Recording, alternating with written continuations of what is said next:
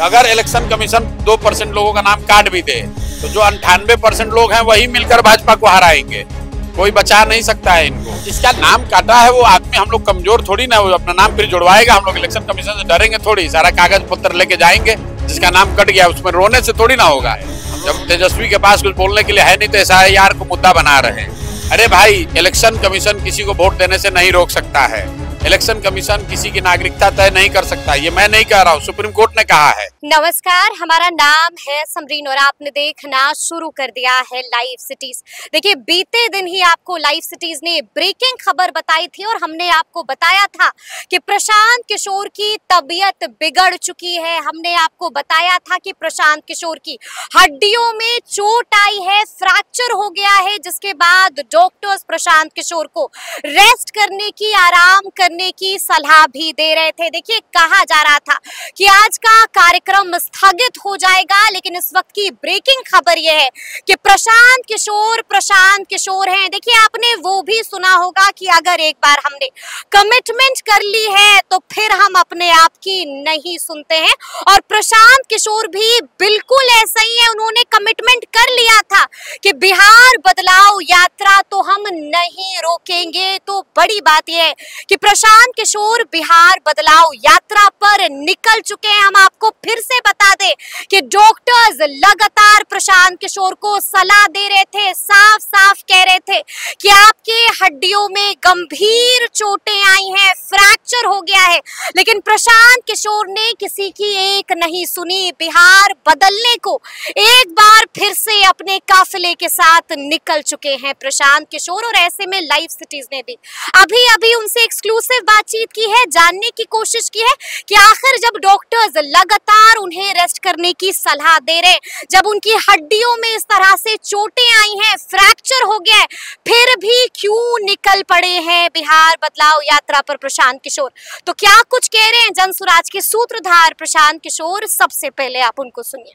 Doctors ने जो किया है, सलाह दिया है, वो कर रहे हैं, और उसके साथ साथ जो बिहार के लिए कमिटमेंट है वो भी कर रहे हैं। दोनों में बैलेंस बना के काम किया। लेकिन लोग जानना चाह रहे हैं कि एग्जैक्टली प्रशांत किशोर को हुआ क्या वाकई में हड्डियां? नहीं, ऐसा है, 18 तारीख को चोट लगी थी आरा में, वो पब्लिक डोमेन में है। उसी में एक जो फाइंडिंग अभी आई है उसके लिए थोड़ा सा सपोर्ट उन्होंने लगाया है, और कोई विशेष बात नहीं है। चोट 18 तारीख को आरा में लगी थी, कोई नया बीमारी, कोई नई चोट नहीं है। ये चोट हमको 18 तारीख को आरा में लगी थी, जिसकी वजह से मुझे सभा छोड़कर आना पड़ा था। उसी में थोड़ा सा एग्रीवेशन है, तो उसके लिए प्रयास किया जा रहा है। डॉक्टर्स कह रहे हैं कि हड्डी टूट गई है, वो ठीक है। अब वो देखिए, अब जो मेडिकल बात है वो डॉक्टर्स को करने दीजिए। जो काम है वो चलता रहेगा, जो डॉक्टर्स की एडवाइस है उसको फॉलो किया जाएगा। यानी कि कमिटमेंट अगर आपने कर दी है तो फिर अपने आप की भी नहीं सुनी। बात कमिटमेंट की नहीं है। जो कार्यक्रम लगा हुआ है, हजारों लोग का प्रयास। चिंतित है प्रशांत जी आपके लिए? लोग चिंतित हैं, उसके लिए उनका धन्यवाद। कमेंट में दुआ भी भेज रहे हैं आपको। ठीक है, दुआ, लोगों की दुआ से ही तो चल रहा है सब कुछ। जी। अच्छा, आपने देखा ना कि SIR को लेकर के पहली लिस्ट आ गई है? नहीं, कल तो हम देख नहीं पाए हैं, लेकिन अब देखेंगे। आपके ही कई नेता हैं जिनका नाम काट दिया गया है। जिसका नाम काटा है वो आदमी, हम लोग कमजोर थोड़ी ना, वो अपना नाम फिर जुड़वाएगा। हम लोग इलेक्शन कमीशन से डरेंगे थोड़ी, सारा कागज पत्र लेके जाएंगे। जिसका नाम कट गया उसमें रोने से थोड़ी ना होगा। हम लोग रोने वाले लोग नहीं है। नाम कट गया तो इलेक्शन कमीशन के सामने रिप्रेजेंटेशन रखेंगे, नहीं होगा कोर्ट में जाएंगे, धरना बैठेंगे, अपना नाम जुड़वाएंगे। वोट देने का अधिकार हम लोग का अधिकार है, कोई नाम थोड़ी काट सकता है। तेजस्वी ने कहा कि उनका नाम कट दिया है, लेकिन फिर डीएम ने पुष्टि कर दी कि उनका नाम है। भाई, तेजस्वी और वो लोग क्या कहते हैं उससे हमारा कोई लेना देना नहीं है। हर चीज पर राजनीति से मत करने का और राजनीतिक मुद्दा ढूंढने की जरूरत नहीं है। बिहार में SIR सबसे बड़ा मुद्दा नहीं है। बिहार में बिहार की गरीबी मुद्दा है। बिहार में बच्चों की शिक्षा और पलायन मुद्दा है। जब तेजस्वी के पास कुछ बोलने के लिए है नहीं तो SIR को मुद्दा बना रहे हैं। अरे भाई, इलेक्शन कमीशन किसी को वोट देने से नहीं रोक सकता है। इलेक्शन कमीशन किसी की नागरिकता तय नहीं कर सकता। ये मैं नहीं कह रहा हूँ, सुप्रीम कोर्ट ने कहा है। अगर उसके बावजूद इलेक्शन कमीशन किसी का नाम काट रहा है तो वो सज्जन, वो व्यक्ति अपना खड़ा होगा, लड़ाई लड़ेगा। लड़ाई लड़ने में हम लोग भी मदद करेंगे। लेकिन आप ये समझिए कि अगर इलेक्शन कमीशन 2% लोगों का नाम काट भी दे तो जो 98% लोग हैं वही मिलकर भाजपा को हराएंगे। कोई बचा नहीं सकता है इनको।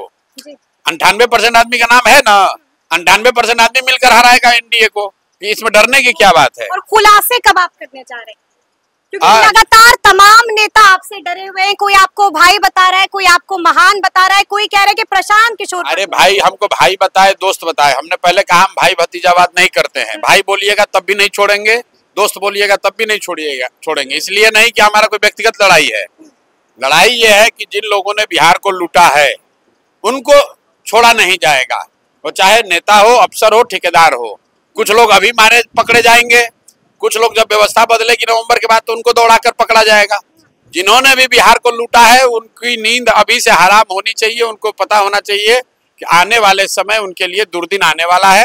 अगर आपने बिहार को लूटा है तो आपके और आपकी आने वाली पीढ़ी से एक एक पाई का हिसाब किया जाएगा। तो अगला प्रेस कॉन्फ्रेंस कब?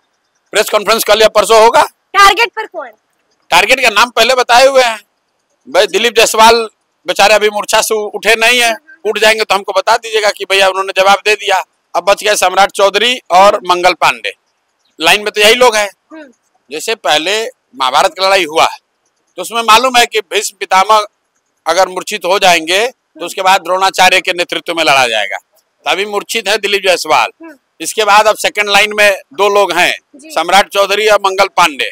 तो इनमें किसी एक पर कल परसों में मंगल काल चालू हो जाएगा। लगातार बैठक भी हो रही है। अंतिम सवाल है कि क्या आप लोग प्रत्याशियों के नाम का ऐलान जल्द कर देंगे? नहीं, देखिए, हम लोगों ने जो गांव-गांव जाके कहा है कि ये कोई व्यक्ति प्रशांत किशोर का दल नहीं है कि प्रशांत किशोर के पास आप जाइएगा, जातिगत समीकरण बताइएगा, पैसा दीजिएगा, टिकट मिल जाएगा।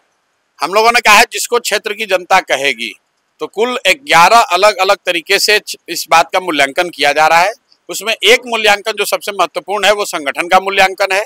उसकी कल से चर्चा शुरू हुई है। हर जिले के साथ 4 घंटा 5 घंटा जिले में जो साथी जनसुराज के जुड़े हैं उनके साथ वो चर्चा हो रही है। अब जो वहां से निकल कर आएगा और बाकी दूसरे स्रोत से भी आएगा, सबको मिलाकर हम लोग घोषणा करेंगे। अगस्त में आप मानकर चलिए कम से कम 100 प्रत्याशियों की घोषणा हो जाएगी। 100 प्रत्याशियों के नाम का ऐलान हो जाएगा। 100 या उससे ज्यादा ही हो जाएगा। 7 दिनों का वक्त भी पूरा हो गया है। 7 दिनों का अल्टीमेटम आप लोग अल्टीमेटम पूरा हो गया है। उस पर अब क्या? उस पर कोर कमेटी की बैठक हुई थी, पार्टी की वर्किंग कमेटी की बैठक हुई, लंबी चर्चा हुई है। उस पर एक कार्य योजना बना दी गई है। कल मुझे लग रहा है सोमवार को लोग चीफ सेक्रेटरी से फिर से मिलेंगे। हम लोग जाकर उनसे पूछेंगे कि जो आपने 7 दिन कहा था उस पर क्या हुआ। वो उसके बाद पार्टी का निर्णय होगा और अगले जो हम लोगों ने बोला है उस पर कार्रवाई होगी। आप सवाल पूछिए या मत पूछिए, आप यानी कि एक बार फिर से घेराव होगा ही होगा। अगर उन्होंने जवाब नहीं दिया, अगर 94 लाख लोगों को 2 लाख रुपए देने पर कोई स्पष्टीकरण सरकार ने नहीं दिया तो उनको यहाँ पर हम लोग इत्मीनान से चैन से बैठने नहीं देंगे। अगर आपने बोला है, बोलकर जनता को धोखा देकर वोट लिया है तो उस पर आपको जवाब देना पड़ेगा। नहीं दीजिएगा तो जनसुराज की जितनी ताकत है हम लोग उस ताकत से जनता की आवाज में अपनी ताकत को जोड़ेंगे। करना नहीं करना वो उनके हाथ में है। अल्टीमेट फैसला तो जनता को करना है। वो फैसला हो जाएगा नवंबर में। यानी कि छोड़ेंगे नहीं। सवाल ही क्या, छोड़ने और पकड़ने की बात नहीं है।